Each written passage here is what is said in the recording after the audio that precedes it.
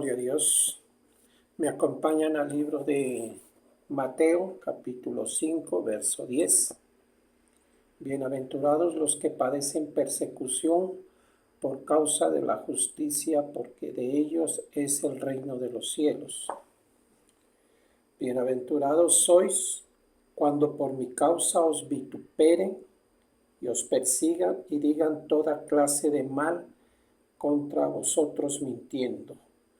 Gozaos y alegraos, porque vuestro galardón es grande en los cielos, porque así persiguieron a los profetas que fueron antes de vosotros.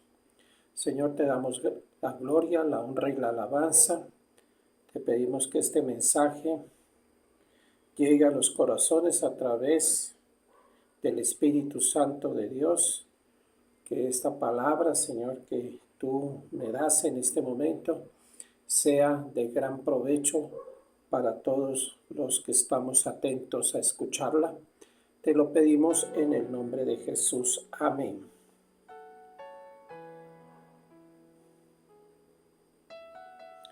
Vamos a leer la nueva versión internacional.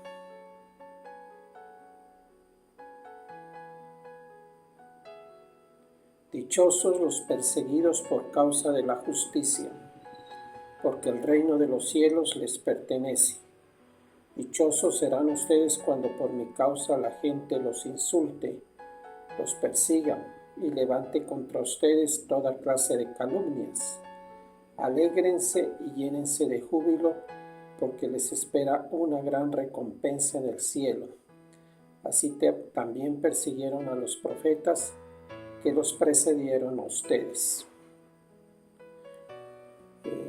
Perseguir a la iglesia y a los hijos de Dios es algo común. Durante la historia de la iglesia se ha dado desde el primer siglo. Diferentes épocas de la historia de la iglesia registran tiempos de gran persecución contra los hijos de Dios hasta nuestros días, porque en nuestros días también hay persecución. Hay países en este tiempo donde no se puede predicar la palabra, ni siquiera se puede leerla. Si se es cristiano, hay que profesar la fe en la clandestinidad y es prohibido las Biblias. La Biblia es prohibida en muchos países, especialmente países que tienen religiones diferentes a la cristiana. Entonces se persigue mucho a la iglesia. Estamos en tiempos también que son difíciles, en el sentido de que por cuanto se acerca la venida del Señor, también es una señal de que los cristianos y el pueblo de Dios será perseguido en diferentes lugares del mundo. En esta época también se caracteriza por aparecer los falsos cristos, los falsos dioses. Son tiempos peligrosos donde debemos estar muy atentos a cierto tipo de eventos que no son bíblicos, que no están registrados en la palabra y que pueden en un momento determinado destruir la fe de los escogidos.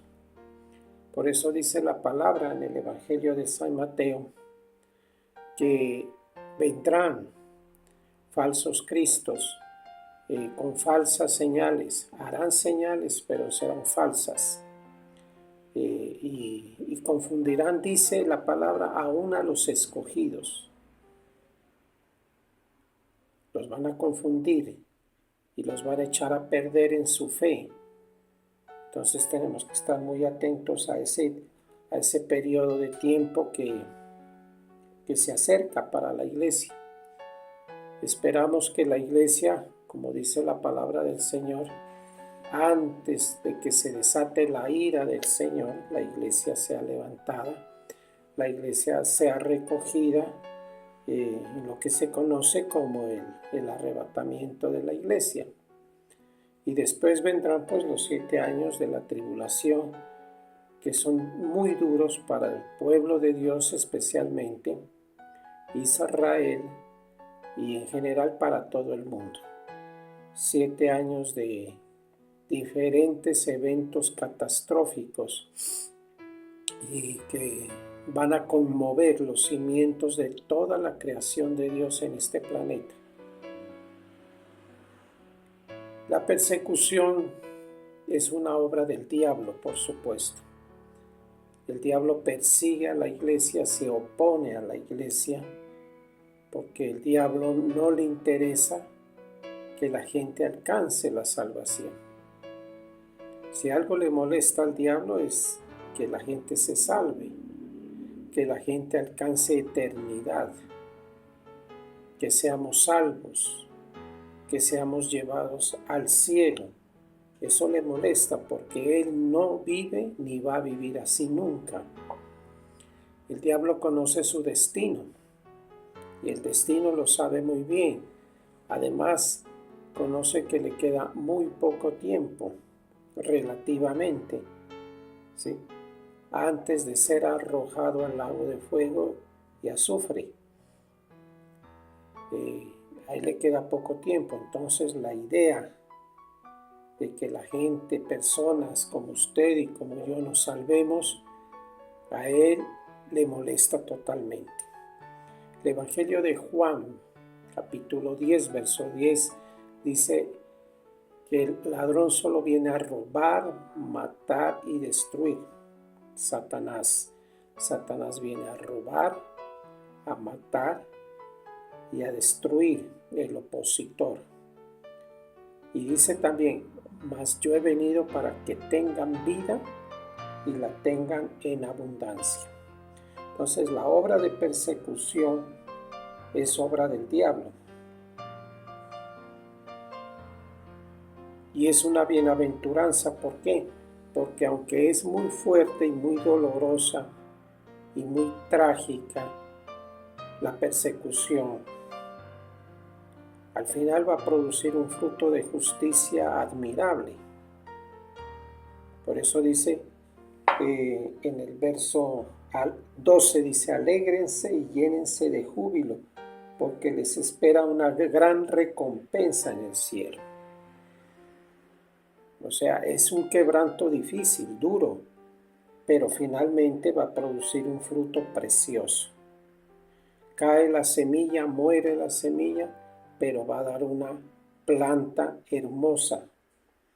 ¿Sí? Así dice la palabra. Alégrense, llénense de júbilo, porque les espera una gran recompensa en el cielo. Y eso lo valida todo sufrimiento, todo dolor, todo quebranto, aún a precio de muerte, porque entre más cerca estemos de al llegar a esos tiempos tan difíciles que le esperan a la humanidad, la persecución va a ser mayor. Y durante ese lapso de tiempo va a ser terrible. Si nos acompañan al Evangelio de Mateo, capítulo 24, versículo 32, que nos dice la palabra. Aprendan de la higuera esta lección. Tan pronto como se ponen tiernas sus ramas y brotan sus hojas, ustedes saben que el verano está cerca. Igualmente, cuando vean todas estas cosas, sepan que el tiempo está cerca a las puertas. Les aseguro que no pasará esta generación hasta que todas estas cosas sucedan. El cielo y la tierra pasarán, pero mis palabras jamás pasarán. Entonces aquí nos da una señal profética el Señor, entendiendo que la higuera es Israel. Y tan pronto dice como se ponen tiernas sus ramas, y esto hace referencia a la prosperidad en todo sentido que ha alcanzado el pueblo de Dios en este tiempo, porque sabemos que Israel es una nación fuerte, poderosa, económicamente hablando. Es una nación con mucho avance en la tecnología, en la industria, y tiene muchos premios Nobel entre su población, y ha alcanzado un desarrollo tremendo en la agricultura, en la industria farmacéutica, en la industria militar. El pueblo de Dios se conoce como un pueblo de mucha innovación en diferentes áreas de la industria, y bueno, son fuertes. Es un país rico. Por eso dice aquí la palabra, cuando el pueblo de Dios tenga esa señal o muestre esa señal, que está hablando en lenguaje pues figurado, aprendan de la higuera esta lección. Tan pronto como se ponen tiernas sus ramas y brotan sus hojas, ustedes saben que el verano se acerca, o sea que Cristo está cerca. ¿Sí? Es una señal profética bonita, porque en este lenguaje nos habla de la proximidad del Señor que viene pronto. ¿Sí? Sabemos que la nación de Israel fue constituida a partir del 14 de mayo de 1948. Una generación relativamente dura 70, 80 años. El tiempo final, el tiempo para entrar ya a la gran tribulación, puede estar entre el año 2028 y 2032 aproximadamente. Pues no hay exactitud, es simplemente una hipótesis, pero basada en hechos bíblicos, en señales que el Señor nos ha dejado. ¿Sí? Porque dice aquí, tan pronto como se ponen tiernas sus ramas y brotan sus hojas, ustedes saben que el verano está cerca. Igualmente, cuando vean todas estas cosas, sepan que el tiempo está cerca, a las puertas. Les aseguro que no pasará esta generación. Una generación dura entre 70 y 80 años hasta que todas estas cosas sucedan. 1948-2028. Es un promedio de 80 años donde se pueden estar consolidando muchas señales que nos llevarán a entender cada vez más que el Mesías está por volver. Y los tiempos son difíciles, tiempos de persecución, tiempos de falsos cristos. Aparecerán muchos anticristos, hasta que al final va a aparecer uno que es el que señala la Escritura, el anticristo, el inicuo.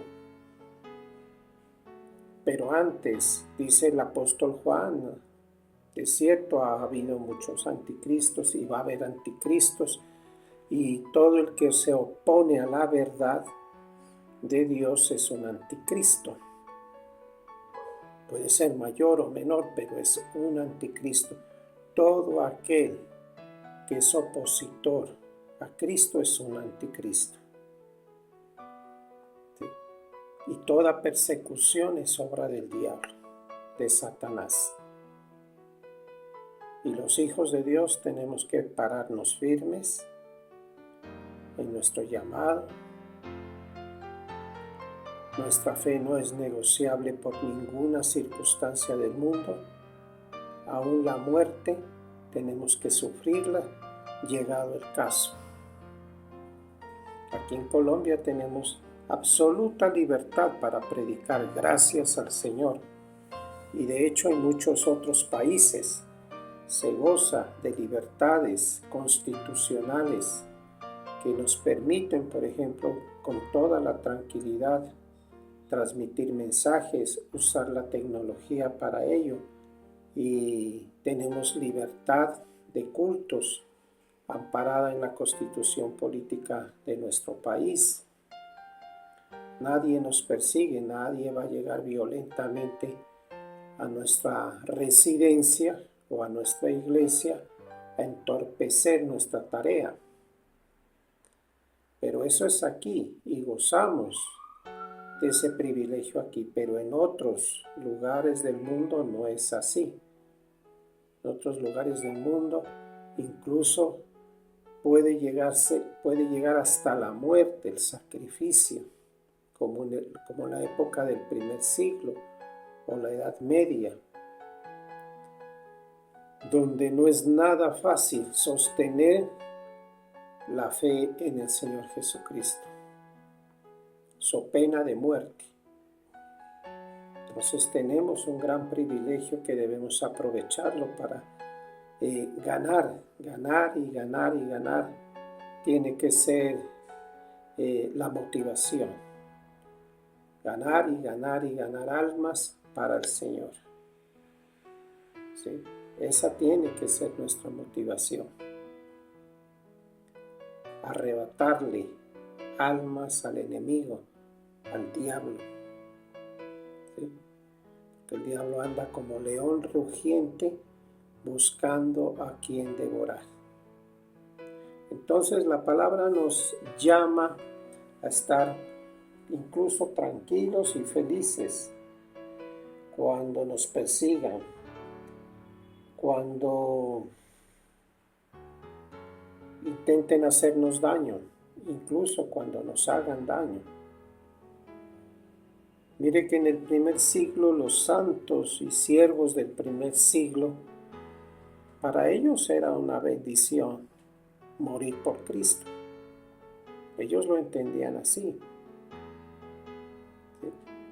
Querían tener una semejanza con Jesucristo, y el sufrimiento, el padecimiento nos acerca al Señor.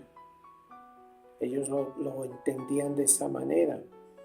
Por eso todos los mártires del primer siglo, los apóstoles, excepción hecha de Juan, murieron sacrificados. Pedro, Juan y otros siervos del Señor murieron sacrificados.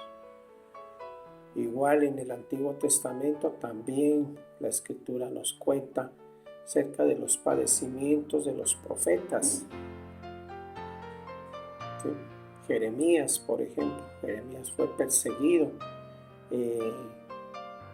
tuvo un ministerio bastante difícil, duro, y finalmente el Señor se glorificó en su vida, lo respaldó, lo ayudó y hizo que la palabra que él había dado sea una verdad. Dice un verso aquí en la palabra de Dios en 2 Corintios 13:8, porque nada podemos contra la verdad, sino por la verdad.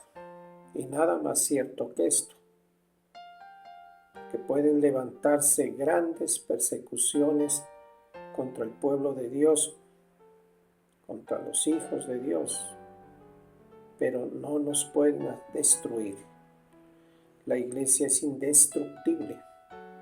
El Hijo de Dios es indestructible.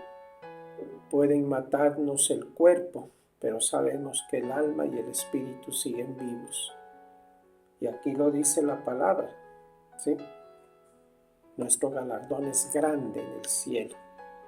Si morimos por Cristo, nuestro galardón es grande en el cielo.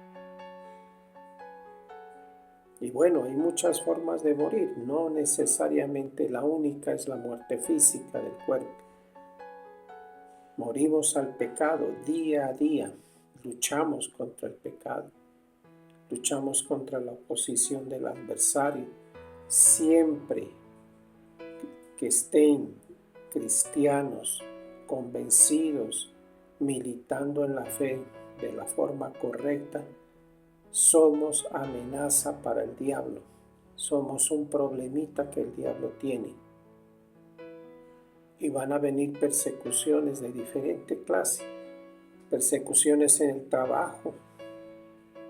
Puede darse persecuciones en el estudio, en las universidades, colegios. Puede darse.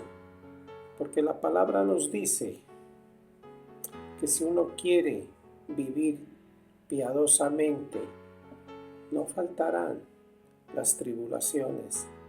Se levantará el enemigo contra nosotros, porque no tenemos lucha contra sangre y carne, dice la palabra, sino contra principados, contra potestades, contra gobernadores de las tinieblas, contra huestes espirituales de maldad en las regiones celestes.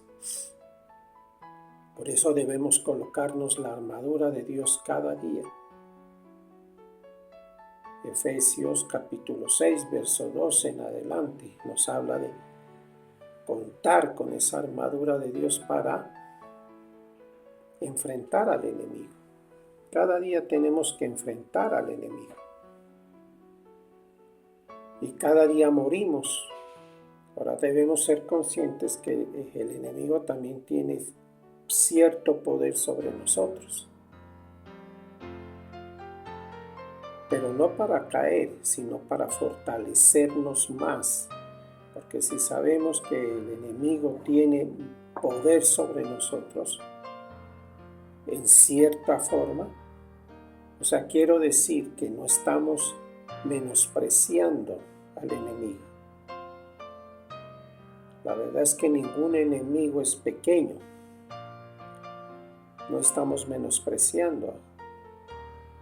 Sabemos que tiene cierto poder sobre nosotros, pero eso nos lleva a buscar más de Dios, más de su palabra, a congregarnos más, a servir más, a estar en avivamiento, porque todo eso contrarresta el poder del enemigo.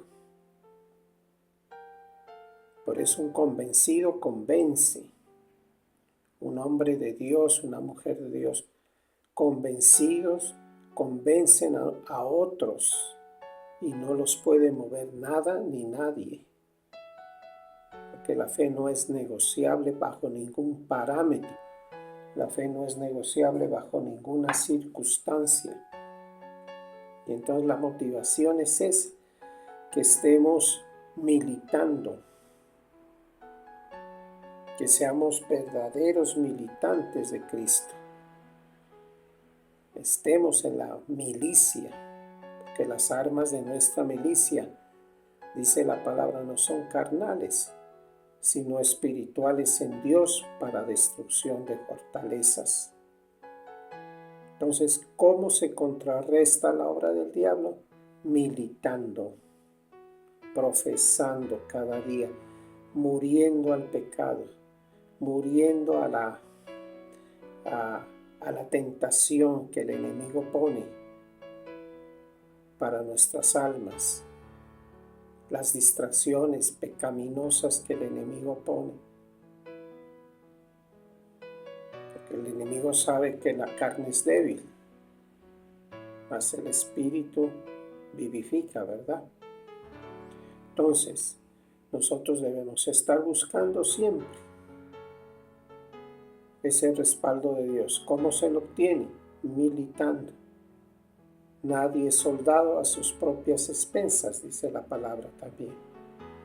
¿Qué quiere decir eso? Pues que en el ejercicio de la milicia estará la dotación para el combate. Ningún soldado va por su propia cuenta a la guerra, quiere decir eso. Hay un cuerpo que se llama ejército, un cuerpo que se llama ministerio de defensa de cualquier país, y ellos son los que deben proveer toda la logística, todos los elementos necesarios para que los soldados vayan a la guerra o vayan a hacer defensa del territorio nacional. de la patria, ¿sí? Son proveedores, aún de las armas, del uniforme, comida, todo lo que tiene que ver. El soldado no va por su propia cuenta. Lo respalda una institución castrense militar. Igual es para nosotros. Nosotros no vamos por nuestra propia iniciativa. Vamos porque obedecemos órdenes, mandatos y porque hacemos parte del cuerpo que es la iglesia. La iglesia es una institución que establece principios, obligaciones, derechos, provisiones, etc. La iglesia es una institución organizada. Y en ese orden de ideas vamos bajo un parámetro de autoridad a evangelizar, a predicar, a cumplir diferentes tipos de tareas. Bajo los parámetros de autoridad. Entonces, en esa forma se combate, hay combate y hay victoria. Y cae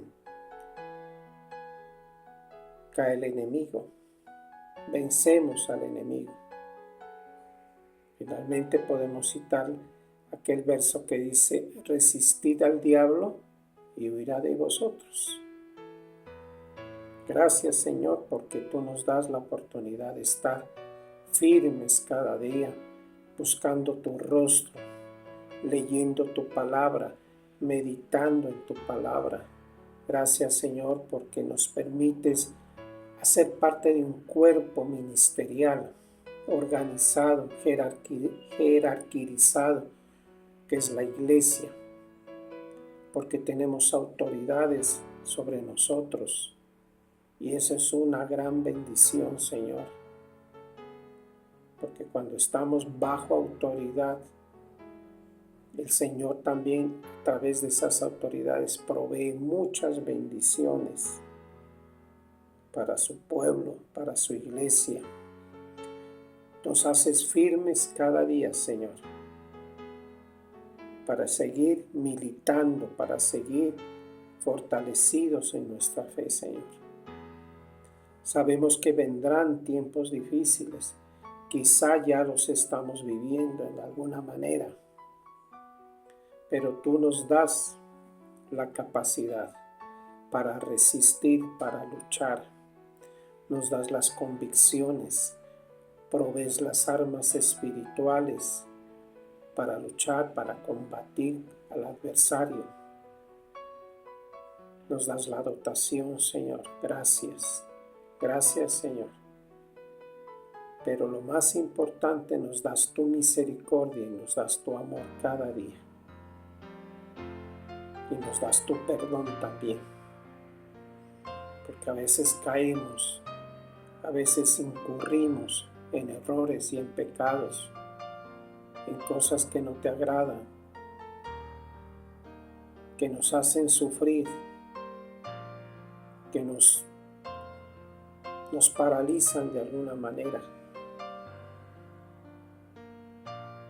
Pero gracias, Señor, porque a pesar de esa situación, tú no nos abandonas. Siempre nos darás otra oportunidad. Queremos resistir, queremos ser fortalecidos para no caer, Señor. Pero sabemos que si caemos también tenemos tu apoyo.